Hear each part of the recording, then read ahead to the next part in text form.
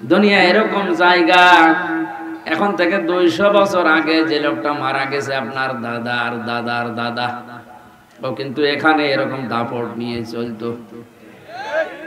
ওই লোকটা 200 বছর পরে এখন যদি জীবিত হয়ে এলাকায় এসে ওই বাড়িতে গিয়ে বলে এটা আমার পৈতৃক বাড়ি, আমি 200 বছর আগে এখানে ছিলাম।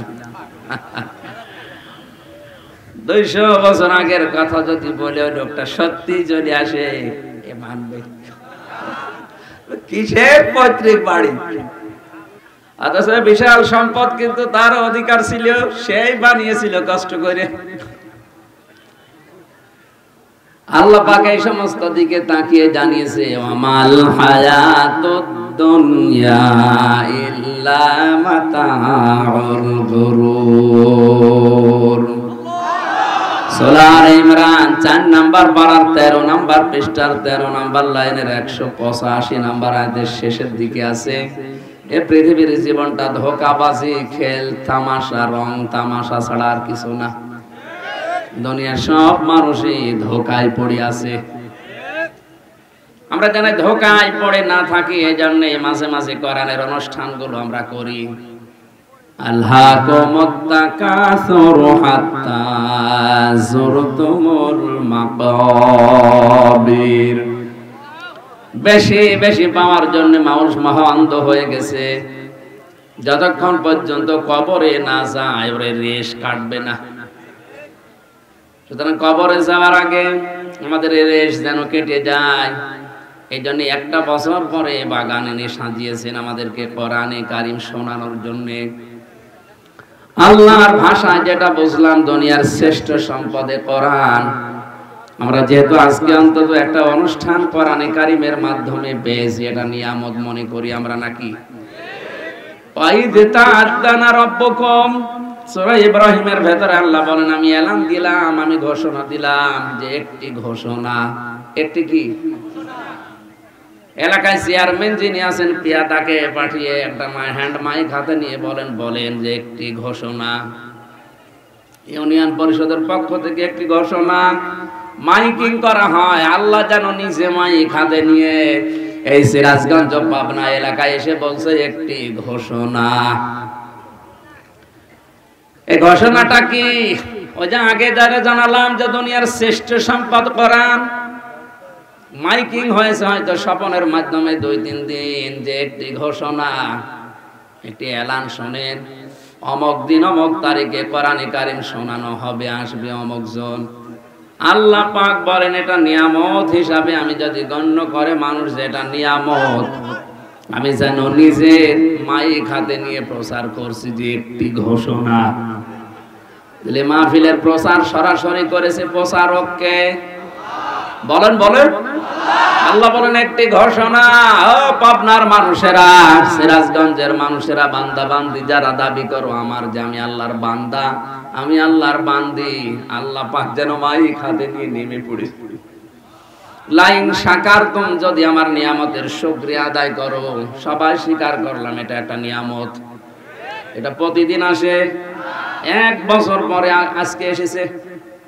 এটা যদি নিয়ামত মনে করো, কারণ এখানে আসা বসা, শ্বাস প্রশ্বাসে নিঃশ্বাসে তোমার নেকি হচ্ছে। দুনিয়ায় এরকম আর একটা কোন অনুষ্ঠান নেই যেখানে গেলেই মানুষের নেকি হয়। এটা এই কারণে যেখানে কোরআন আছে। কি আছে? যতক্ষণ চুপ থেকে শুনবেন মনে করবেন আমি নামাজে দাঁড়িয়ে আছি। জোরে বলেন আল্লাহু আকবার। আল্লাহ বলেন এই নিয়ামতের শুকরিয়া যদি তোমরা আদায় করো, চুপ থাকো আর শোনো, কি করব জানো? লা আযীদান্নাকুম। লামে তাকিদ নুনে সাকিলা, গ্যারান্টি দিয়ে বলছি জীবনে এরকম নিয়ামতে আরো তোমাদেরকে ডোবাবো। ভালো ভালো কাজে তোমাদেরকে আমি আঞ্জাম দেওয়ার সুযোগ করে দেব। ওয়ালা ইন কাফারতুম ইন্না আযাবি লাশাদীদ। যদি আমার নিয়ামতকে না শুকরিয়া করো, দাম না দাও, গুরুত্ব না দাও, ওই মনে করে চলে যাও, আমি এটা কিন্তু ছিনিয়ে নেব, জীবনে আর এরকম ভালো কাজে তোমারে নিয়ে আসবো না। ইন্না আযাবি লাশাদীদ, অবশ্যই আমার আযাব বড় কঠিন, তার ভেতরে তোদেরকে ফেলে দেব। জোরে বলেন নাউজুবিল্লাহ।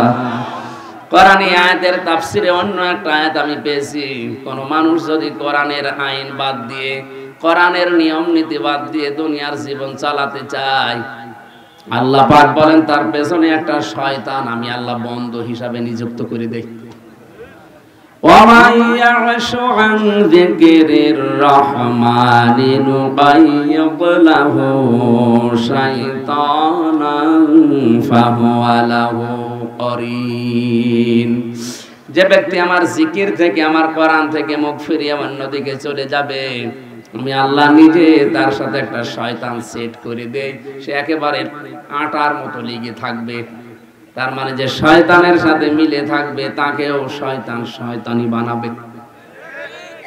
ও গ্যারান্টি দিয়েছিল আল্লাহর কাছে, লামান তাবিআকা মিনহুম লাআমলাআন্না জাহান্নামা মিনকুম আজমাইন। আল্লাহ বলেন তোর অনুসরণ যদি কেউ করে, তোর সাথে লেগে থাকে, তোকে যেমন জাহান্নামে দেব, তোর সাথে ওকেও দেব।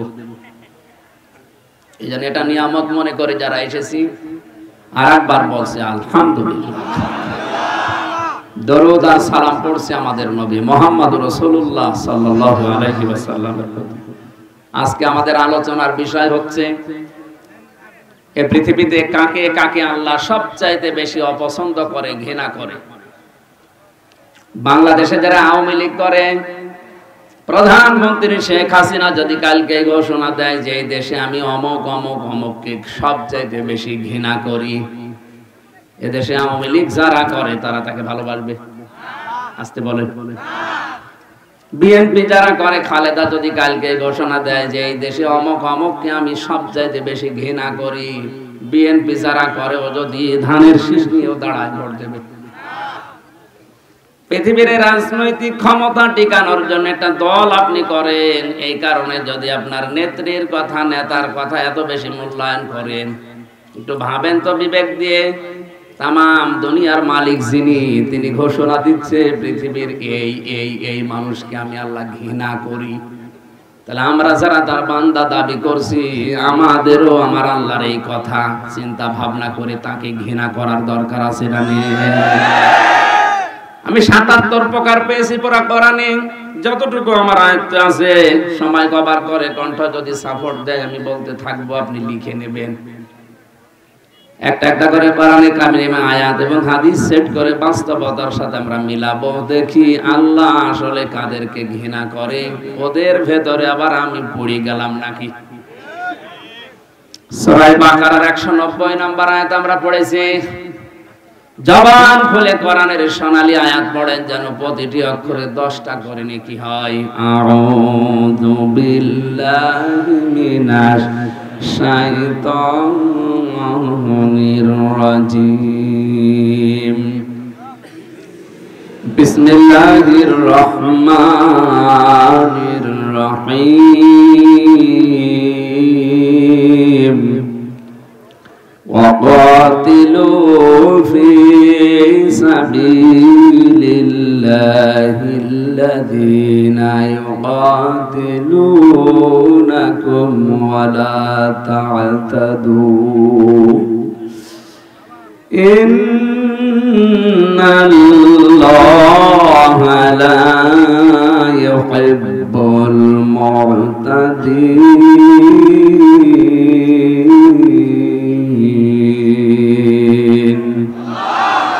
সাদাকতা ইয়া রব্বানা, আমার আল্লাহ যা বলেছে সত্য বলেছে। সূরা বাকারা 286টা আয়াত আছে, 40টা রুকু আছে, মাত্র একটা আয়াত পড়েছি আমি। এই আয়াতের ভেতরে মূল কথা হচ্ছে আল্লাহ কাদের কাদেরকে দুনিয়ায় সবচাইতে বেশি অপছন্দ করে, ঘৃণা করে, বলেন নাউজুবিল্লাহ। আরম্ভ হচ্ছে আল্লাহ পাক বলেন অকাতিলু, তোমরা লড়াই করো। কি করো? এই কথাটা শোনার পরে আমার মনে হয় যাদের ভেতরে ইমানের একটু সমস্যা আছে, ওদের সবার কাছে এটা মনে হবে যে আল্লাহ মনে হয় মারামারির পক্ষে। পৃথিবীতে এমন এমন কিছু কাজ আছে যেখানে বুখারী শরীফে কাজ হয় না, বাকারী শরীফ লাগে। এজন্য আল্লাহ কঠিন কঠিন আইন দিয়েছেন কোরআনে। এমন মানুষের চরিত্র তো আল্লাহ জানে, কারণ আল্লাহ তারে বানিয়েছে। পরে আপনি সোনা মধু করে ওয়াজ করে ওই সমস্ত কাজ থেকে বিরত রাখতে পারবেন না। ওই জায়গায় লাগবে বাকারি, কি লাগবে? এই জন্যই তো চুরি করলে হাত কেটে দাও, জেনা করলে সঙ্গে সার করে ফেলো, ডাকাতি করলে দেশ থেকে তাড়িয়ে দাও, হত্যা করলে তাকেও হত্যা করে ফেলো। এই কঠিন আইনগুলো আল্লাহ এমনি দেয়নি, কারণ পৃথিবী শান্ত রাখা লাগবে। এই দেশে কোরআনের পাখিরা 50 বছর ধরে সুদের বিরুদ্ধে কথা বলেছে, কোরআন দিয়ে হাদিস দিয়ে আজও দেশে বলতে আছে। আমার মনে হয় যত বলা হচ্ছে সুদ তত বাড়ছে। এই যে জমিনটা আছে, স্বপন ভাইকে যদি বলে আমি 1 লক্ষ টাকা দিলাম 1 বিঘা জমি আমারে দেন, আমি চাষ করে খাবো, যখন আপনি টাকা ফেরত দেবেন তখন জমি নিয়ে নেবেন। এটা এলাকায় আছে, এটার নাম কি? এই কট নেওয়া যায় নাই, এটা সুদ। আর আমরা সবাই এখানে কম বেশি জানি, নারী পুরুষ সবাই, যে সুদ খেলে মায়ের সাথে জেনা করার গুনাহ হয়। সুতরাং এই কট নিয়েছেন কারা? হাত তোলেন তো। না, এটা আমরা হাসির খোরাকি না, আমরা ওয়াজ এখন থেকে আমল করবো। আরে ভাই, আমার ইবাদত বন্দেগি ওয়াজ যদি কবুলই না হয় তো ছাতা করে আমি করবো কি? বলেন, কট নিয়েছেন যারা একবার আল্লাহু আকবার বলে হাত তোলেন। অনেক টুপিওয়ালা দাড়িওয়ালা মানুষও এই কাজ করছে। তার মানে এই কাজটা আপনারা কি এলাকায় জায়েজ মনে করেন না হারাম মনে করে করেন? জায়েজ না, এটা জায়েজ না। এখন হারাম পেটের দায়ে এটা তো ফতোয়া বানিয়েছে মানুষ, যে জান বাঁচানো ফরজ, জান বাঁচানোর জন্য মিথ্যা কথা বলা জায়েজ আছে। কে বলেছে আপনাকে ফতোয়া? আপনি কি নতুন নতুন ইসলাম বানাবেন? না, পেটের দায় বলেন আর যে যায় দায় বলেন, হবে না। হারাম কাজে যাওয়া যাবে না, অন্য কোনো পন্থা অবলম্বন করা লাগবে। এটা জায়েজ করার জন্য যে সুরতগুলো আছে ওইগুলো করেন। আমি এই যে 10,000 টাকা দিলাম, এই 1 বিঘা জমি আমি 1 বছর করে খাবো, ওই টাকা আমার আর ফেরত দেওয়া লাগবে না। এই খেয়ে দেয় সুদ কি বলে, এটা তো আপনারা করেন না। কিছু মানুষ আছে এটাকে লস হয় বলে করতে চায় না। আমি প্রথম আয়াত তো ওইটাই শুরু করেছি যে দুনিয়া কিন্তু ধোকার জিনিস। আপনি এসেছেন খালি গায়ে খালি পায়ে, ন্যাংটা যাবেন ওই রকম, মাঝখানে 70-80 বছর একটু চাষ করে যাবেন নাকি? আমার বিশাল জীবন পড়ে আছে, ওইটাই যদি ধ্বংস হয়ে যায় এই 60-70 বছরে কি হবে? এজন্য পেটের দায় বললে আর এ দায় ও দায় হবে না। আমি তার উদ্বুদ্ধ করতে পারি না, আর আমার হাতে সে ক্ষমতাও এখন নেই। যাদের হাতে এইটা আছে এই মানুষগুলো যদি চেষ্টা করতো, যাকাত ভিত্তিক অর্থনীতি বাংলাদেশে যদি কায়েম করতো, 53 বছর দেশটা স্বাধীন হয়েছে, এই দেশে সুদের 4 আনাও থাকতো না। ওই আফগানিস্তানে তো সুদ নেই, ওদের দেশ চলছে না। বলে যে না আমরা বাঁচবো না। বাঁচবেন না মানে?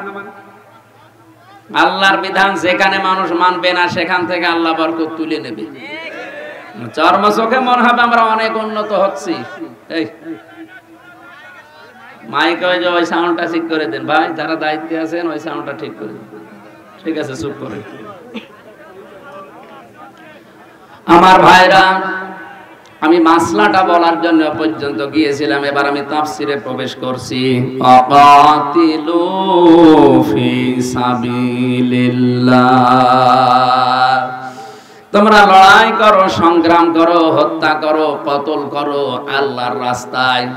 এই শব্দটার ব্যাখ্যা করতে গিয়ে আমার মনে হচ্ছে আল্লাহ কতলের পক্ষে, মারামারির পক্ষে।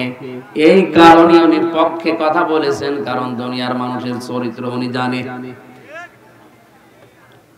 পুলিশগুলো মানুষকে ডান্ডা দিয়ে ঠান্ডা করে এমনিতে না, কিছু মানুষের চরিত্র ওই রকমই। জেলখানায় 3টা বছরে আমি বাস্তবতা অনেক কিছু দেখেছি। এমন এমন মানুষ জেলে আছে 30 বছর 32 বছর জেল খাটছে, ওর কোনো পরিবর্তন নেই। ও আগে যা ছিল এখন তার চাইতে আরো বেশি হয়েছে, এখন হয়েছে টপ টেরর টিটি। যতদিন না মরবে ততদিন ওর বের হওয়ার কোনো চান্স নেই। বড় বড় আসামির সাথে আমি দেখেছি, বাংলাদেশে ওদের মতো আসামি আর নেই। যাদের নাম নিয়ে সিনেমা তৈরি হতো এদেশে, সুইডেন আসলাম, কে এর 27 বছর আছে। নায়ক মান্না একটা তৈরি করেছিল না সিনেমা, আসলাম ভাই, এই সেই লোক। ওর জীবনটা পুরা কাহিনীতে তুলে ধরেছে কি করে ও সুইডেন আসলাম হয়েছে। এইরকম বড় বড় আসামি ওই জায়গায় আছে, ওইটা হাই সিকিউরিটি জেল। তো মানুষগুলো দেখেছি ওখানে লেখা আছে গেটে যে এটা মানুষের আর মানুষ সংশোধন হয় এখান থেকে, সংশোধন করার জন্য যেটা দরকার ওইটা ওই জায়গায় এরকম ওপেন ভাবে চলে না। ওখানে যদি মানুষ যারা আসামি হয়ে যায়, বলতো আপনার মার্ডার মামলায় মনে করেন 30 বছর জেল, যদি আপনি কোরআন মুখস্থ করে 5 ওয়াক্ত নামাজ আদায় করে তাহাজ্জুদ পড়ে আপনার আচরণ দিয়ে প্রমাণ করতে পারেন যে আপনি ভালো হয়ে যাচ্ছেন, 30 বছর না আপনার 5 বছর পরও বের করে দেওয়া হবে। আমার মনে হয় 1,10,000 আসামি আছে দেশে, প্রায় 1 লাখ মানুষই হাফেজ হয়ে দিত।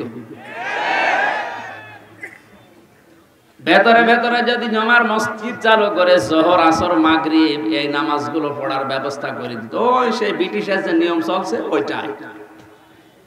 এই নিয়ম নীতিগুলো ভেতরে যদি সংশোধনাগার সত্যি এভাবে তৈরি করতো, মানুষ আসলে ভালো হওয়ার সিস্টেম ওই জায়গায়।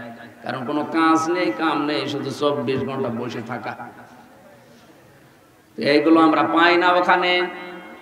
চোর ওখানে যায় চুরি করে, ডাকাত হয়ে বের হয়, ডাকাত যায় ও মার্ডার কিভাবে করা লাগে সেই ট্রেনিং নিয়ে বের হচ্ছে। আল্লাহ জানে কঠিন কঠিন আইনগুলো দিয়েছেন যে তোমরা আল্লাহর রাস্তায় হত্যা করো, সংগ্রাম করো। ফালাম তাকতুলুহুম ওয়ালাকিন্নাল্লাহা কাতালাহুম ওয়া মা রামাইতা ইয রামাইতা ওয়ালাকিন্নাল্লাহা রামা। আমার কথা কি বুঝতেছেন? আপনি অন্যদিকে নিয়ে যাবেন না যে খালি মারামারির জন্য উদ্বুদ্ধ করছে, খালি হত্যার জন্য না। এই আয়াতের প্রথম কথা এটা যে তোমরা হত্যা করো। কার রাস্তায় করবা? ফি সাবিলিল্লাহ, আল্লাহর রাস্তায়। এই শব্দটার অর্থ শুনে যদি এখন কেউ জঙ্গিবাদে জড়িয়ে যায়, কেউ চরমপন্থা অবলম্বন করে, এটা দোষ কি কোরআনের? আপনি বুঝতে ভুল করেছেন। কোরআন কোনদিন মানুষ হত্যার পক্ষে বিনা কারণে না। কথা বুঝতেছেন? এইজন্য আমাদের উচিত হচ্ছে কোরআনের মর্ম মানেগুলো উপলব্ধি করার জন্য তাফসীর গুলো পড়া।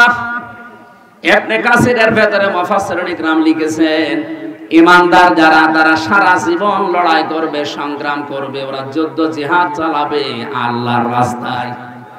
কার রাস্তায়? পক্ষান্তরে দুনিয়ায় যারা কাফের, এরাও তাদের যুদ্ধ জিহাদ চেষ্টা সংগ্রাম মারামারি কাটাকাটি এরাও করবে, কিন্তু শয়তানের রাস্তায়। সূরা নিসা ৭৬ নম্বর আয়াতে এই তথ্যগুলো আছে। আল্লাযীনা আমানু ওয়া ইউকাতিলুনা ফি সাবিলিল্লাহ।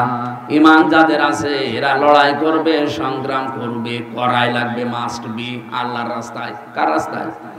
তাহলে মারামারি করতে দেখলেই আপনি উল্টা বুঝবেন না। এদের মারামারি তো দুনিয়ার কোন স্বার্থের জন্য না, আল্লাহর আইন দুনিয়াতে প্রতিষ্ঠা করা, কায়েম করার জন্য।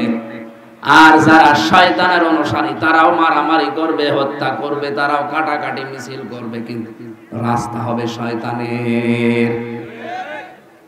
আল্লাহ তাআলা এই কঠিন পরিস্থিতিতেও সেই এতাক দিয়েছেন, ইকাতিলুনাকুম, তোমরাও তাদেরকে হত্যা করবা, তাদের বিরুদ্ধে সংগ্রাম করবা, লড়াই করবা। কতটুকু? যতটুকু ওরা করেছে। বিনা কারণে আজ অনেককে দেশ থেকে তাড়িয়ে দেওয়া হচ্ছে, বাড়ি থেকে বের করে দেওয়া হচ্ছে, দখল করে নেওয়া হচ্ছে। এটা যদি দেশে নাও হয়, ফিলিস্তিনে হচ্ছে। আর কথা বলে না কেন? সুতরাং তাদেরকে বিনা কারণে তাদের মাতৃভূমি থেকে, নিজের বাড়ি জায়গা ঘর থেকে বের করে দিয়ে জোর করে দখল করছে। এদেরকে আল্লাহ আদেশ দিয়েছে যারা এই অবিচারগুলো করেছে ওদের বাড়ি ঘর থেকে বের করো, ওদেরকেও মারো, হত্যা করো। আপনার জায়গায় যদি এরকম কিছু করে, বৈধ জায়গায় বৈধ ট্যাক্স দিয়ে বসে আছি, জোর করে আপনি এখান থেকে তুলে দেবেন, থাকতে দেবেন না, এমন এমন অত্যাচার করবেন যেন আমি চলে যেতে বাধ্য হই। এখন প্রশ্ন আসতে পারে, এরকম কোন জায়গায় হয়? আপনি টের পাচ্ছেন? এক বউ এসে বলছে, কি গো তুমি যে আমারে বারবার পিটাও, আমাকে কি রাখবা না? স্বামী বলছে, কিলের ওজন দেখে টের পাও না? প্রতিদিন তোমার যে কয়টা করে কিল বসায়, কিলের ওজন দেখে তো টের পাওয়ার কথা যে তোমার রাখবো কিনা। আজ পৃথিবীর অনেকে ইসলাম ধ্বংস করার জন্য বাংলাদেশের দিকে তাকান, একটা একটা করে অনেক কিছু তুলে দেওয়ার চেষ্টায় আছে। এরপরেও আমরা যদি প্রশ্ন করি কি আমাদের রাখবা না, ইশারা দিয়ে বলে টের পাচ্ছেন না। 1 থেকে মাস্টার্স পর্যন্ত মুসলমানের দেশে নবীজির জীবনী পাওয়া যাচ্ছে না, সাহাবীদের জীবনী পাওয়া যাচ্ছে না, কোরআনের একটা নির্ধারিত অংশগুলো যেগুলো ছিল ওগুলো পাওয়া যাচ্ছে না। তা আপনি কি পড়ে মানুষকে মানুষ বানাবেন? এখন যদি বলেন মানুষ কি তারা না পশ্চিমারা, কিসের মানুষ তারা? যারা নারীতে নারীতে বিয়ে করে, পুরুষে পুরুষে বিয়ে করে, আল্লাহর দৃষ্টিতে এগুলো মানুষের বাইরে চলে গেছে। আর তাদের কালচার শুরু করার জন্য আজ যারা এই সমকামিতাকে প্রমোট করছে, এ দেশকে আপনি ডেড সি বানিয়ে দেবেন নাকি? জর্ডানের দিকে তাকান, লোক নবীর জামানায় যারা পুরুষে পুরুষে বিয়ে করে এই অন্যায় কাজটা দুনিয়ায় চালু করে আল্লাহ এত রাগ করেছিলেন তাদের উপরে, তাদের পুরা জমিনটাকে জিবরাইল একেবারে মাটি থেকে আকাশে তুলে আষাঢ় দিয়ে ডেড সি বানিয়ে দিয়েছে। আপনি মনে করছেন জিবরাইল এখন আর আসবে না দুনিয়ায়, নাকি আল্লাহর ক্ষমতা এখন শেষ হয়ে গেছে, ক্ষমতা এখন চলছে বুশের? আমাদের সাবধান বাণী উচ্চারণ করা দরকার, সেইটাই আমরা কোরআনের অনুষ্ঠানে করছি। কারণ কি অবস্থায় আপনি নিয়ে যাচ্ছেন ৯৬% মুসলমানের দেশে, বলেন তো এই লোকটা একটা প্রশাসনে চাকরি করার পরেও যদি 10 জায়গায় অনুমতি নেওয়া লাগে, সাধারণ মানুষ কোরআন প্রচার করলে কি করত? কোথায় নিয়ে যাচ্ছেন? আমি কি এখানে মারামারি করার জন্য, ডাকাতি করার জন্য, চুরি করার জন্য ট্রেনিং দিচ্ছি? ৫০,০০০ মানুষও যদি হয়, অন্তত ৫ জন মানুষও যদি দিনের দিকে ফিরে আসে, এর জীবন সাকসেস। কিয়ামতে মহান আল্লাহ এর আমলনামা দেখাবে, বলবে তুমি হজ করেছো, বলবে জীবনে হজ করার টাকা কোথায় পাবো? না, তাফসীর মাহফিল দিয়েছিলে, সেখানে হজের বয়ান হয়েছিল, উদ্বুদ্ধ হয়ে অনেক টাকাওয়ালা মানুষ হজে গেছে, যাদের হজ কবুল হয়েছে ওরকম মানুষের আমলনামার সওয়াব তোমাকে আল্লাহ দিয়ে দিয়েছে। এই নেশায়, এই পেশায় তো এগুলো করছে, তাছাড়া কোন দরকার আছে লক্ষ লক্ষ টাকা খরচ করে আপনাকে দিনের বেলা এখানে নিয়ে এসে রোদের ভেতরে বসিয়ে রাখা? লোকটার উদাহরণ দিচ্ছিলাম এমনিতে না, বাস্তবতা যেটা দেখতে পাচ্ছি। আহারে কি চলছে! কোরআন প্রচার করতে গেলে ৯৬% মুসলমানের দেশে যদি এত বাধা আসে, তাহলে হিন্দুদের দেশে কি হবে বলেন তো? টের পান না কিলের ওজন দেখে যে কি করব? তোমার টের পেয়ে গেছি। এই জন্য আল্লাহ লড়াইয়ের কথা বলেছে, টিকে থাকার জন্য তোমাকে ওরা যে যে আচরণ করেছে ওইভাবে তোমার আচরণ করো, কিন্তু সাবধান, ওয়ালা তা'তাদু, সীমা লঙ্ঘন করবা না। কেউ যদি 1 চড় তোমাকে দেয়, তুমি 1 চড় দিতে পারো অনুরূপ, কিন্তু 2 চড় দিলে আবার অবিচার হয়ে যাবে। কেউ যদি বাড়ি থেকে বের করে দেয়, তোমারে বিনা কারণে মামলা দিয়ে ধরিয়ে দেয়, এরকম পরিবেশ আসলে তুমিও ধরিয়ে দাও, কিন্তু সাবধান, সীমা লঙ্ঘন করা যাবে না। ওয়ালা তা'তাদু দিলেন কেন? জিহাদের ময়দানে গিয়েও যদি কেউ যুদ্ধ করছে, জিহাদ চালাচ্ছে, এমন সময়ও যদি সীমা লঙ্ঘনের সময় আসে না, সীমা লঙ্ঘন করা যাবে না। এটা খুব খারাপ জিনিস। বিশ্বনবী মুহাম্মদ রাসূলুল্লাহকে পুরা কোরআনে আল্লাহ যে নির্দেশগুলো বেশি দিয়েছেন তার ভিতরে এটা একটা। হে নবী, আমি কিন্তু সীমা লঙ্ঘনকারীকে পছন্দ করি না। ইন্নাল্লাহা লা ইউহিব্বুল মু'তাদিন, যারা সীমা লঙ্ঘন করে, ক্রস করে চলে যায় বর্ডার, তাদেরকে আমি আল্লাহ পছন্দ করি না। কে বলছেন? এ দুনিয়ায় যত মানুষ বিদায় নিয়েছে নিকৃষ্ট ভাবে, পুরা কোরআনে তাদের জীবনী আল্লাহ তুলে দিয়েছে। নূহ নবী আলাইহিস সালাম, কথা বলেন না কেন? হযরত নূহর জাতির প্রতি আল্লাহ যে ধ্বংস গজব পাঠিয়েছিলেন, তারা কিন্তু সীমা লঙ্ঘন করেছিল আল্লাহর নবীর দাওয়াত পাওয়ার পরেও। হযরতে হুদ আলাইহিস সালাম তার জামানার লোকেরা সীমা লঙ্ঘন করেছিল, হযরতে সালেহ আলাইহিস সালাম তার সীমা লঙ্ঘন করেছিল জাতির লোকেরা। আল্লাহর নিদর্শন আনতে বলেছে, আল্লাহ পাঠিয়েছে, ও কিন্তু নিদর্শন পাওয়ার পরে দেখার পরও মানে না, আর সীমা লঙ্ঘন করে ফেলেছে। হযরতে শুআয়ব আলাইহিস সালামের জামানার লোকেরাও সীমা লঙ্ঘন করেছিল। কোরআনে আল্লাহ এই ঘটনাগুলো তুলে দিয়েছে খেলা করার জন্য না, শিক্ষা নেওয়ার জন্য। وَإِلَى ثَمُودَ أَخَاهُمْ صَالِحًا قَالَ يَا قَوْمِ اعْبُدُوا اللَّهَ مَا لَكُمْ مِنْ إِلَٰهٍ غَيْرُهُ। একটু ভালো করে শুনবেন, এখানে শিক্ষা আছে।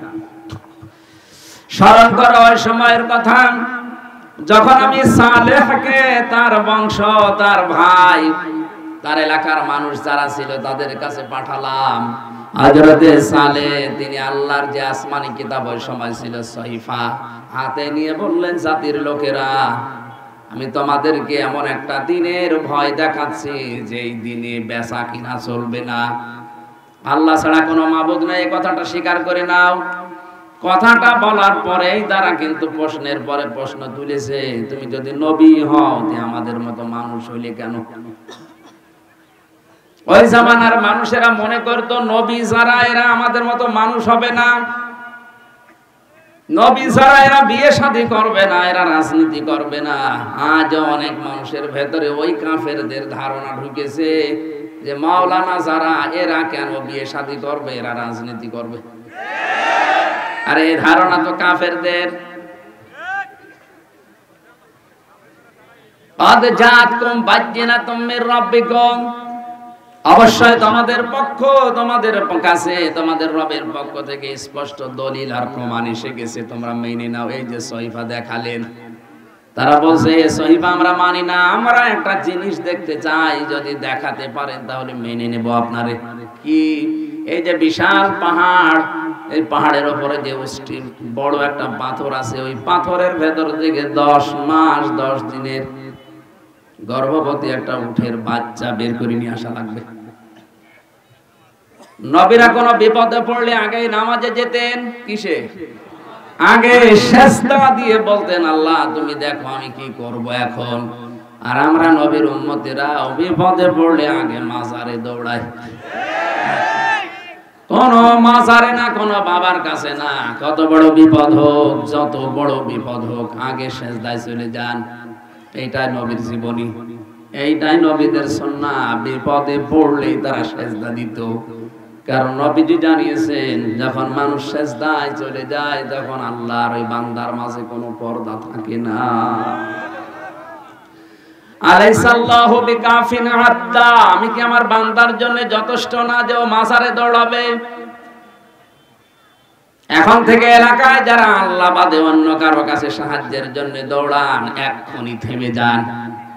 আল্লাহ কিন্তু আফসোস করছেন, আলাইসাল্লাহু বিকাফিন আবদা, সূরা জুমারের ভেতরে আছে, আমি কি আমার বান্দার জন্য যথেষ্ট না যে ওর জন্য আবার মাজারে মানত করা লাগবে? আপনি বলেই দেখেন না কেন,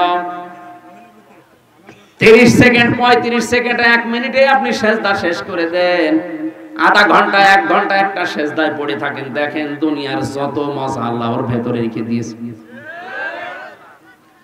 বাইরের জগতে আমরাও সময় পেতাম না, এখনো পাচ্ছি না ভালো। জেলখানায় 3টা বছরে যেহেতু অন্ধকার প্রকোষ্ঠে এক ঘরের ভেতরে কন্ডেম সেলের ভেতরে তালাবদ্ধ ছিলাম, আমি বাস্তবতায় দেখেছি কোন মানুষ যদি 2টা 3টার সময় উঠে 1 ঘন্টা 1.5 ঘন্টা একটা সেজদায় চোখের পানি ফেলে মনের কথাগুলো বাংলায়ও বলতে পারে। আমি নিজের কথা বলছি, আল্লাহর কসমে যে কোরআন আমার সামনে, যেদিন 45 মিনিট 1 ঘন্টা সেজদায় পড়ে কাঁদতেছি, মনে হচ্ছে দুনিয়ায় স্ত্রী ব্যবহারের চাইতে এটা আরাম লাগছে। আপনি করে দেখেন কত আরাম, কত শান্তি আল্লাহ ওর ভেতরে রেখেছে। সেজদা দেখছে উনি 2.5 সেকেন্ড 3 সেকেন্ড 5 সেকেন্ড 15 সেকেন্ডে উঠে পড়ছে, আপনি পাবেন কি? কারণ সেজদায় গেলে মনে হয় যে আল্লাহর কুদরতি পায়ে মানুষ পড়ে আছে।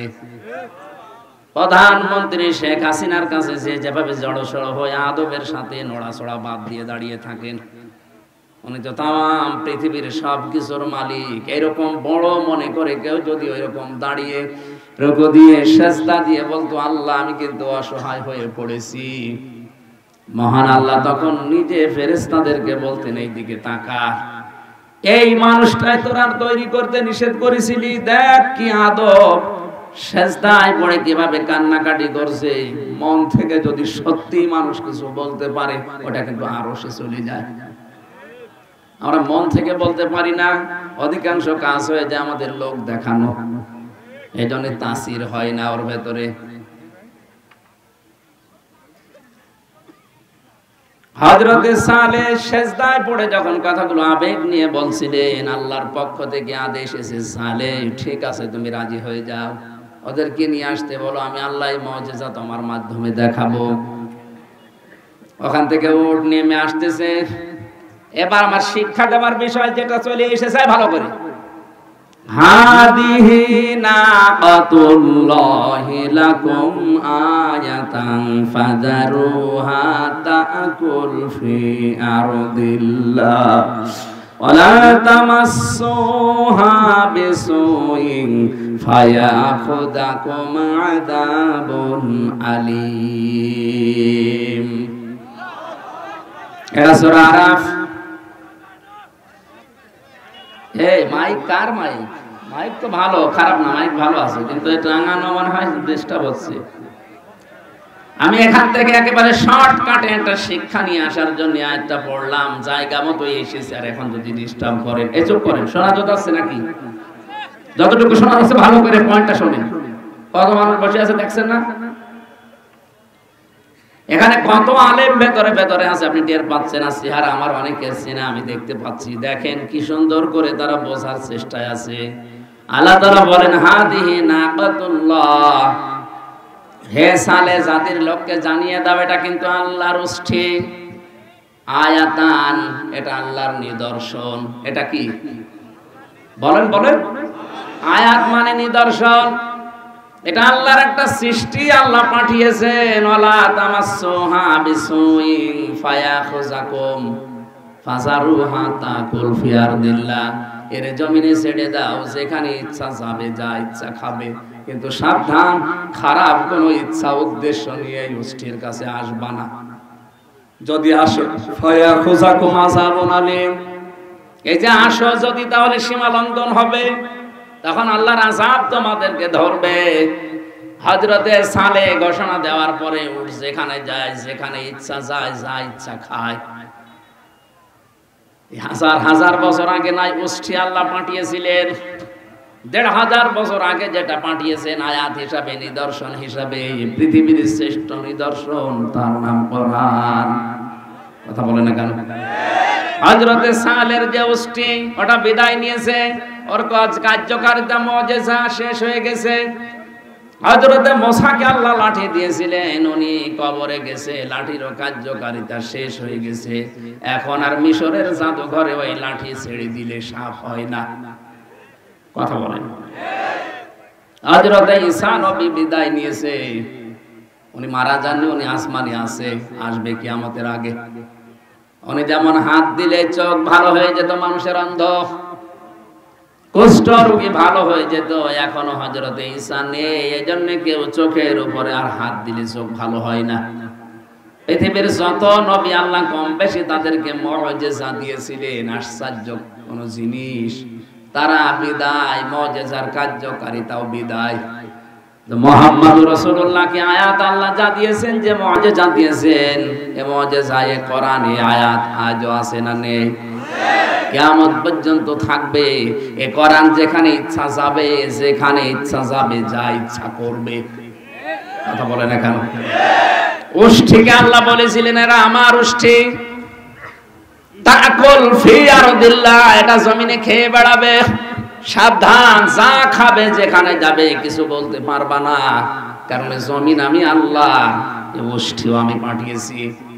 আল্লাহ তাআলা কোরআনের পক্ষে দলিল দিচ্ছেন, আলা লাহুল খালকু ওয়াল আমরু, এই জমিন আমি বানিয়েছি, জমিনে চলবে আমার বিধান। সুতরাং কোরআনে কারীম যাওয়া দরকার যেখানে যেখানে, ওই জায়গায় যদি কেউ যেতে বাধা দেয় সে আল্লাহর শত্রু। কথা বোঝার না বোঝার ভান করে আছেন কারা, দেখে হাত তোলেন তো। আজ কোরআন আপনি শুধু ঘরের ভেতরে যেতে দেন, মাদ্রাসায় যেতে দেন, খানকায় যেতে দেন, মসজিদে যেতে দেন, কেন কোরআন সংসদে যেতে পারে না? কোরআন বিচারালয়ে যেতে পারে না? কোরআন ইউনিয়ন পরিষদে যেতে পারে না? মন্ত্রণালয়ে যেতে পারে না? যেখানে যেখানে যাওয়ার ইচ্ছা কোরআনের আল্লাহ যেখানে যেখানে নাম দিয়েছে ওখানে নিয়ে যান। সাবধান, বাধা দেবেন না। বাধা দিলে সালে নবীর জামানায় যে গজব এসেছিল আল্লাহ কিন্তু এখনো পাঠাতে পারে। আমার কথার অর্থ যারা বুঝেছেন আলহামদুলিল্লাহ, আপনি যদি নাও বোঝেন রাম আর বাংলা বুঝে ফেলেছেন কি বলতে চাই, এই জন্যই তো আসতে দেয় না। ওরা জানে যে কত দূর গেছে। কোরআন শরীফ পড়ে আমার বাবা মারা গেছে, আরে বেটা তোর বাবা মরে গেছে এখন পড়ে করবো কি? তোর বাবা যেখানে যেখানে ছিল ওই জায়গাগুলো যদি কোরআন নিয়েছে তো তাহলে আজ আর পড়া লাগতো না। তোর বাবা কোথায় কোথায় গেছে তুই টের পাস না?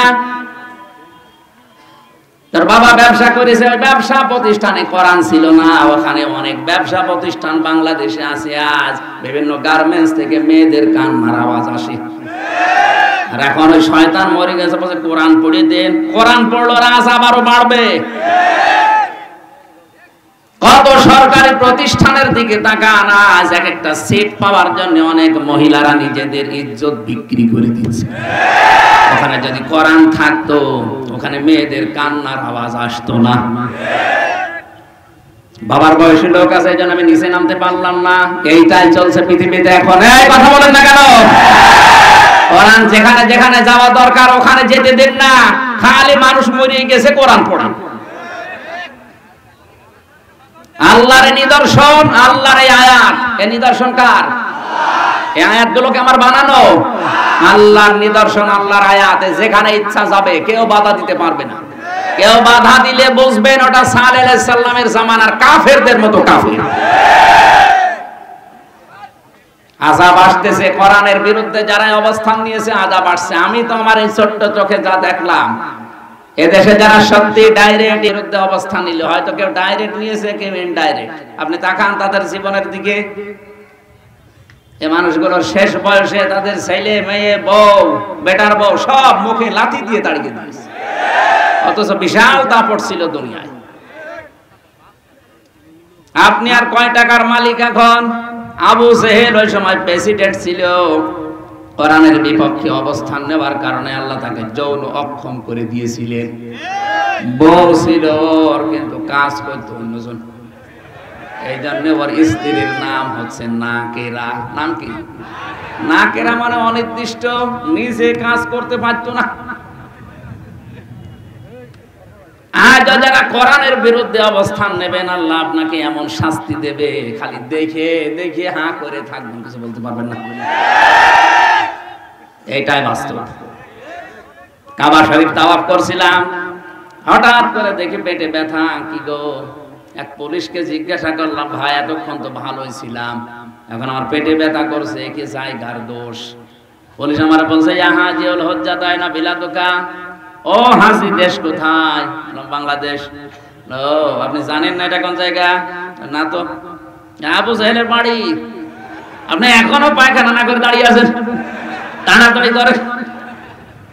পায়খানা করে দেখি সত্যি আমার পেটের ব্যথা ভালো হয়ে গেছে। আল্লাহ আমাকে বোঝাতে চাই, হামসা এত টাকা পয়সা খরচ করে সেই বাংলাদেশ থেকে আসলে এখানে আর শয়তানের মুখে পায়খানা না করে চলে যাবা, তাড়াতাড়ি করো। দেখেন তো সে দেশের প্রেসিডেন্ট, কত দামি জায়গা তার, কাবার পাশে ওর বাড়ি, অথচ জায়গাটাকে আল্লাহ এত নিকৃষ্ট বানিয়ে দিয়েছে। তামাম দুনিয়ার মানুষেরা এখন যায় ওই জায়গাতে পায়খানা না করে দেশে যায় না। কোরআনের বিরুদ্ধে আমি ডাইরেক্টই বলছি, যারা যে অবস্থান নিয়েছে, কেউ ডাইরেক্ট নিয়েছে, কেউ ইনডাইরেক্ট নিয়েছে। আপনাকে আল্লাহ ছাড়বেন, আপনার বাড়ি পর্যন্ত নিকৃষ্ট, এমনকি আপনার নামও কেউ দুনিয়ায় রাখবে না। আপনার নাম আর কত সুন্দর, আপনার চাইতে ইয়াজিদের নামটা সুন্দর না? অনেক সুন্দর ছিল। ইয়াজিদ তাও কেন্দ্রীয় মসজিদের ইমাম ছিল, কিন্তু নামটা এত বেশি ঘৃণিত করে আল্লাহ দিয়েছে, নামটার নাম নিয়ে ইয়াজিদ এখন গালি হয়ে গেছে। কাউকে যদি রাগাতে চান বলবেন এই ইয়াজিদের বাচ্চা। আমার মনে হয় কাউকে যদি বলা হয় ভাই ছেলে হয়েছে ৫,০০০ টাকা দেব, নামটা আবু সেহেল রাখেন, রাখবে? ছেলে দরকার হয় গলা টিপে মেরে ফেলবো। আর শিক্ষিত মানুষেরা কান খাড়া করে মিলান। আল্লাহর নিদর্শন এসেছিল, যেখানে ইচ্ছা যাবে, যা ইচ্ছা খাবে। এখন তো ওই নিদর্শন উষ্ঠি নেই। এখন আল্লাহর নিদর্শনের নাম কি? আল্লাহর আয়াতের নাম কি? এইটাই শিক্ষা আজকের মাহফিলের। যেখানে ইচ্ছা যাবে, যেখানে ইচ্ছা খাবে, যা ইচ্ছা করবে, কেউ বাধা দিতে পারবেন না। বাধা দিলে খবর আছে। এখানে প্রায় ৯টা জাতির কথা আছে, সবাইকে আল্লাহ ধ্বংস করেছে খালি সীমা লঙ্ঘন করার কারণে। আল্লাহ এমনিতে কিছু পাঠান না, পাঠানোর পরে যদি না মানে তখন আর ছাড়েন না। আল্লাহ তো পাঠিয়েই দিয়েছে, ১৫০০ বছর আগে পাঠিয়েই দিয়েছে, কিয়ামত পর্যন্ত এটা থাকবে। এখন যদি কেউ বেঈমানি করেন, না বোঝার ভান করে থাকেন, আরে ভাই আমরা তো কোরআনের মালিক না। কোরআনের মালিক এই লোকটাও না। কোরআনের মালিক কে বলেন? এই জমিনের মালিক কে? আমরা তো কামলা। কামলা বোঝেন? এই যে কাজ করে খাচ্ছে মাঠে ঘাটে, এই জমিনের মালিক মনে করেন স্বপন সাহেব ৫ জন মানুষকে নিয়েছে, যেখানে ধান লাগান, লাগালাম সারাদিন। মাগরিবের আগে বলছে আপনাদেরকে আমি টাকা দিয়ে দেব। আসরের নামাজের পরে টাকা দিয়ে দেবে আমাদের। কিছুক্ষণ আগে আসরের সময় হতে আর মাত্র ৫টার সময় টাকা দেবে, ১০ মিনিট বাকি আছে। কয়েকজন মস্তান এসে মোটরসাইকেল নিয়ে বলছে ধান সব তুলে ফেলবো। আমরা যদি বলি না ভাই আর ১০ মিনিট পরে তোলেন, কারণ এই জমি আমাদের না, এ ধানও আমাদের না। আমরা আছি আমাদের টাকা নেওয়ার জন্য, কারণ টাকা না পেলে আমাদের সংসার চলবে না। কথা বলেন ঠিক কিনা? এরপরেও যদি মস্তান বলে না তুলেই ফেলবো, তখন মারামারি হওয়ার সম্ভাবনা নেই। মালিক তো নেই, আমরা তো কামলা, আমরা তো জন, মনিশ, পাট, লেবার যাই বলেন। অন্তত আমাদের বেতন পাওয়ার জন্য হলে এই লোকগুলোকে এখন ঠেকাতে হবে। ঠেকাতে গিয়ে ধস্তাধস্তি, মারামারি, হাতাহাত, মেরেও ফেলা লাগতে পারে। কারণ আমাদের টার্গেট বেতন। আমাদের টার্গেট কি? আমরা ঠিক এই কায়দায় জমিনে আছি। এ জমিনের মালিকও আমরা না, কোরআনের মালিকও আমরা না, আমরা কামলা, খাদেম। এই কোরআন প্রতিষ্ঠার জন্য চেষ্টা করে যাচ্ছি। বিকাল ৫টা মানে জীবনের শেষ দিন পর্যন্ত চেষ্টা করেই যাব। এর মাঝখান থেকে কেউ যদি এসে বাধা দিতে চান, হয় হাতাহাতি হবে, মারামারি হবে, মেরেও ফেলতে পারি। এখানে কোনো আপোষ নেই, কারণ আমার বেতন দরকার, আর আমাদের বেতনের নাম জান্নাত। এই কথা বলুন। এটা পাওয়ার জন্য যদি কোরআন বিরোধী কাউকে পাওয়া যায়, বাধা দানকারী, তাকে কিন্তু বিকাল ৫টার আগে ছাড়া হবে না।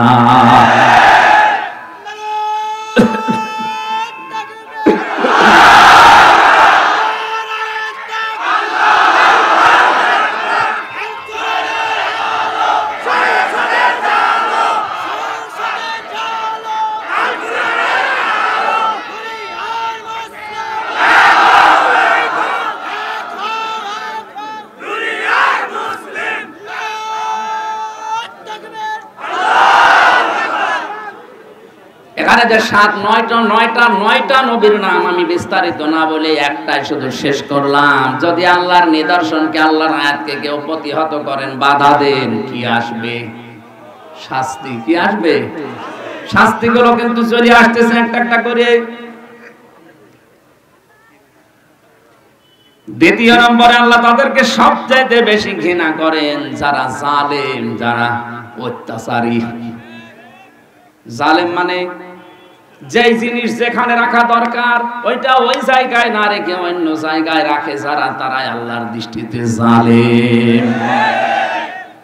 আপনি যে কোনো ধর্মের হন, আপনি সত্যি করে মন থেকে বলেন তো কোরআনে কারিম আসলে থাকা দরকার সবচাইতে উপরে না পায়ের কাছে?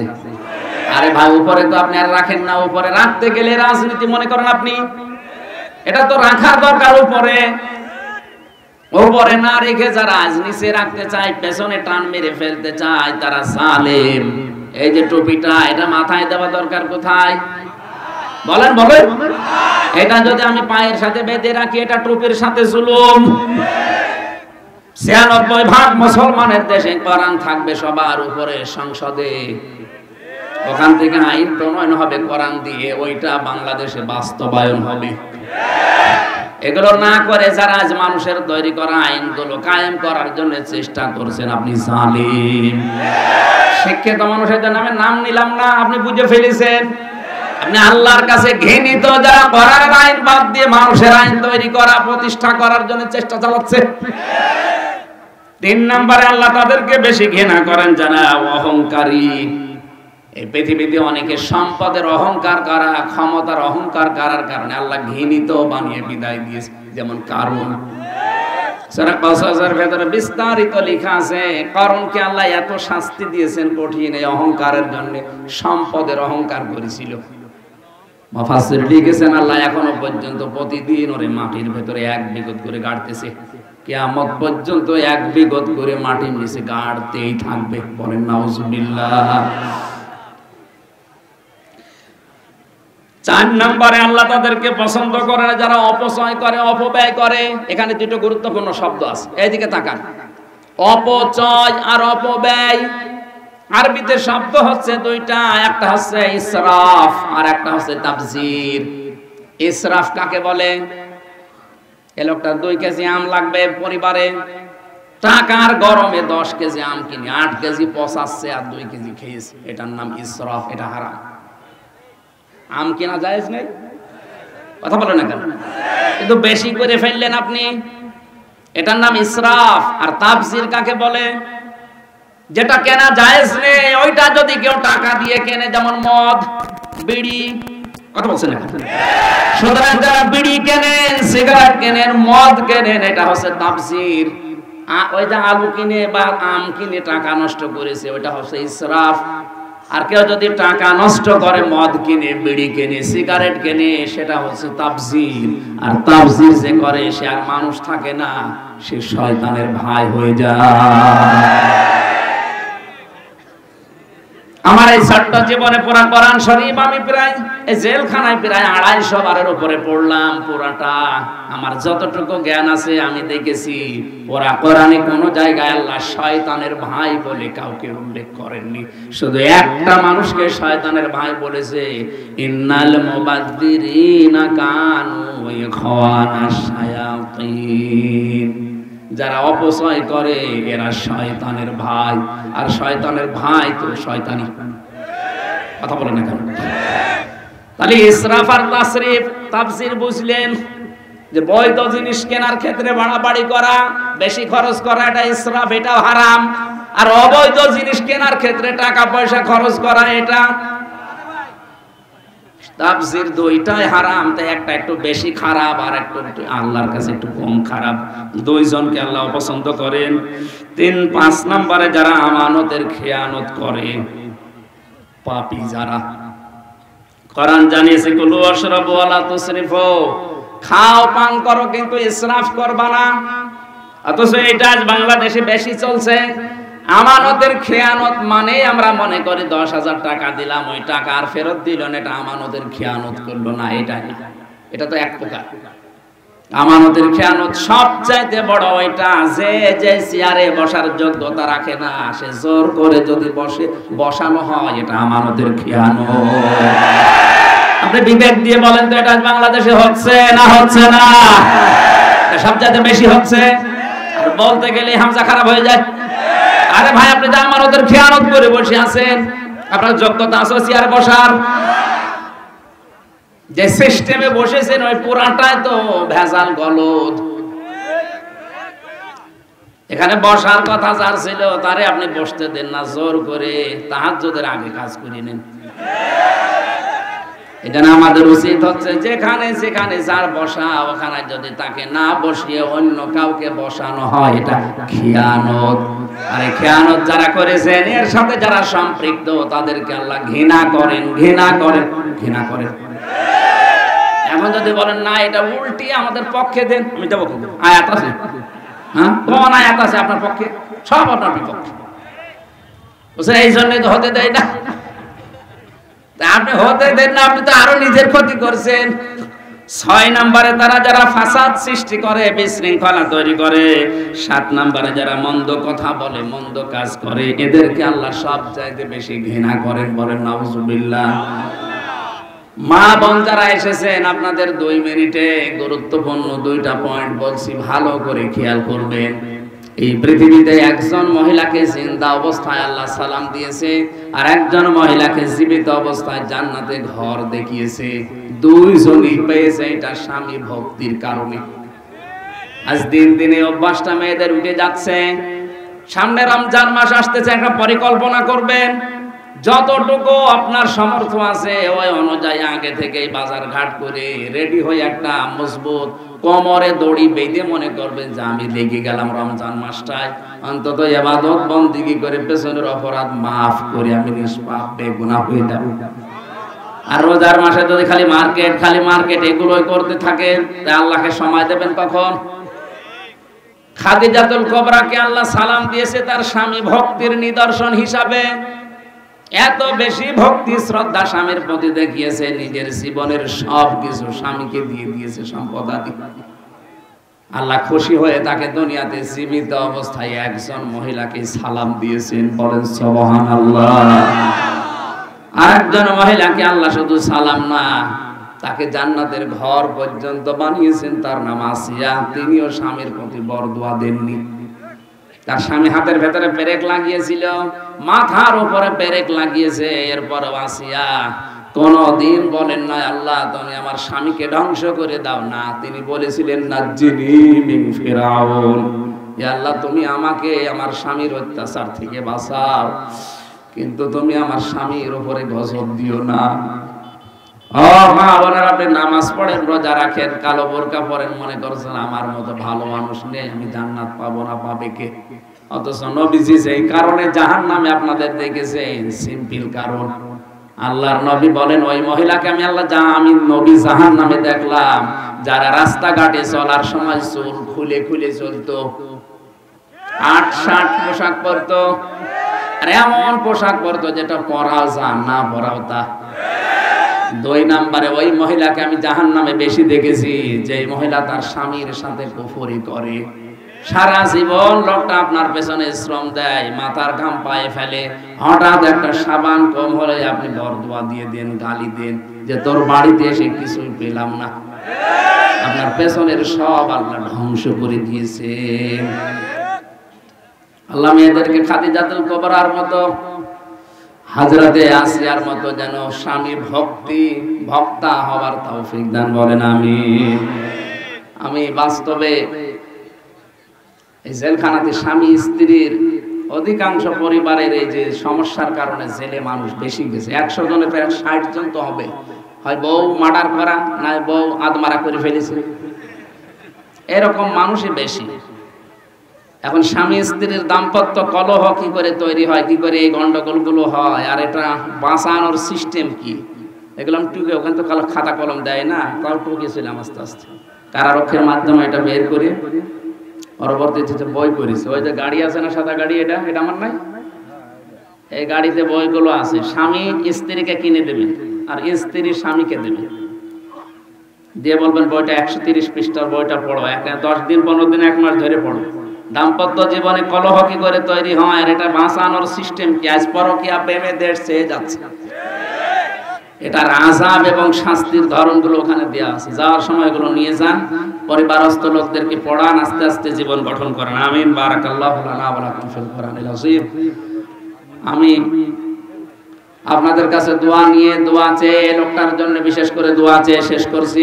আমি মুসাফির এবং অসুস্থ হয়ে আছি, আমার এখনো স্বাভাবিক হয়নি শরীর, কারণ 3টা বছর আমি এক ঘরে থেকে সব এলোমেলো হয়ে গেছি। এরপরে এখনো মজলুম অবস্থায় আছে, সব জায়গায় কোরআনের কথা আমাকে বলতে দেয় না, আমি সবচেয়ে বড় মজলুম এখন। আল্লাহুম্মা আমিন। রব্বানা যালামনা আনফুসানা ওয়া ইল্লাম তাগফির লানা ওয়া তারহামনা লানাকুনান্না মিনাল খাসিরিন। রব্বানা যালামনা আনফুসানা ওয়া ইল্লাম তাগফির লানা ওয়া তারহামনা লানাকুনান্না মিনাল খাসিরিন। রব্বুল আলামিন, সিরাজগঞ্জ পাবনার কালিয়াকোট এই ময়দানের দিকে তোমার দৃষ্টিটা দিয়ে দেখো। হাজার হাজার বান্দা বান্দিরা দিনের বেলায় হাজারো কাজ বাদ দিয়ে তারা কোরআনে কারীম শুনছিল। কোরআন শোনার জন্য যাদের এত আগ্রহ, আল্লাহ এদেরকে তুমি ওমরের মতো হিরো বানিয়ে দাও। সওয়াব যদি দিয়েই থাকো কোটি কোটি গুণে বাড়িয়ে দাও। কিয়ামতে যেদিন কেউ কারো হবে না সুপারিশ করার জন্য, যে নবী আসবে ওই নবীর রওজায় পৌঁছিয়ে দাও। দুনিয়ার মাটির নিচে যত মানুষ আছে আল্লাহ কোরআনের ইজ্জতে মাফ করে দাও। যত গুনাহ করিয়াছি গোপনে মাফ করে দাও আল্লাহ তুমি নিজ গুণে। মাহফিলের আয়োজন করতে গিয়ে তোমার যে যুবক বান্দারা এলাকা মানুষকে সাথে নিয়ে কোরআনের আয়োজনে আঞ্জাম দিল, আমার আকরাম ভাই স্বপন সহ যত যুবকরা এই মাহফিলের জন্য শ্রম দিয়েছে, অনেকের নাম আমি জানি না, তোমার কুদরতের খাতায় তাদের নামগুলো লিখে নাও। যে মা তাদেরকে পেটে নিয়েছে, মায়ের পেট তুমি খাদিজাতুল কুবরার মতো বানিয়ে দাও। আল্লাহ তাআলা আমার স্বপন ভাইয়ের স্ত্রী সন্তানাদি যেগুলো দিয়েছো সহি সালামতে রাখো, তার মা বাবাকে ক্ষমা করে দাও। সাইদুল ইসলাম ভাই, নাসির ভাই সহ যত মানুষ কোরআনের জন্য খেদমত করেছে আল্লাহ ওসমানের সাথে কবুল করো। মা বোন যারা এসেছে এদেরকে তুমি শান্তি দাও। কত মানুষ স্বামীর সংসারে সব শান্তিতে আছে, এদেরকে খাদিজার মতো আয়েশার মতো বানিয়ে দাও। স্বামীগুলোকে হযরতে মুহাম্মদ রাসূলুল্লাহর মতো চরিত্র দাও, হযরতে আলীর মতো স্বামী বানিয়ে দাও। আল্লাহ তাআলা বড় আশা নিয়ে কোরআনের এই ময়দানে তুমি জেলখানা থেকে যখন মুক্তি দিয়েছো, আমার কণ্ঠটা আগের অবস্থায় ফিরিয়ে দাও। সহজ সরল ভাষায় কিছু কথা যেন বলতে পারি সেই তৌফিক দাও। কোরআনের জন্য আমাকে যারাই ভালোবাসে আল্লাহ তুমি তাদেরকে তুলে নাও। মোজাম্মেল ভাই সহ যত মানুষ কোরআনে কারিমের জন্য আমাকে ভালোবাসে মহব্বত করে আল্লাহ তুমি হামে ও নাসির হয়ে যাও। রব্বি হাবলি মিনাস সালিহিন, রব্বি হাবলি মিনাস সালিহিন। আসরের নামাজের আযান হবে, আমরা শেষ করে দিয়েছি। যতটুকুই শুনলাম জানলাম, অন্তত এই 7 প্রকার মানুষ থেকে তুমি আমাদেরকে বাঁচাও। আমরা এদের সাথে সম্পর্ক রাখতে চাই না, যেন না রাখি সেই ব্যবস্থা করে দাও। আমরা তোমার গোলাম হতে চাই। ইয়াকা না'বুদু ওয়া ইয়াকা নাস্তাঈন। আল্লাহুম্মা ইন্নী আসআলুকা শাহাদাতান ফি সাবিলিক ওয়াজআল মাউতি ফি বালাদি রাসূলিক। তোমার ইসলাম তুমি রক্ষা করবা আমাদের মাধ্যমে, আল্লাহ তুমি আমাদেরকে মাধ্যম বানিয়ে দাও। শাহাদাতের মরণ দিয়ে ধন্য করো। কখন কার ডাক চলে আসে জানি না, সেজদা অবস্থায় মরতে চাই। যতদিন আমাদের সেজদায় থাকবো আজরাইলকে পাঠিয়ে আস্তে করে জীবনটা তুমি নিয়ে নিও। আর একবার হলেও যেন পড়তে পারি শেষ কথা, লা ইলাহা ইল্লাল্লাহু মুহাম্মাদুর রাসূলুল্লাহ। আগামী 3 তারিখে, মার্চের 3 তারিখে রাশিদুল হাসান ভাইয়ের একটা মাহফিল নেওয়ার কথা আছে রাতের বেলা, শাহজাদপুর কোন জায়গা জানো?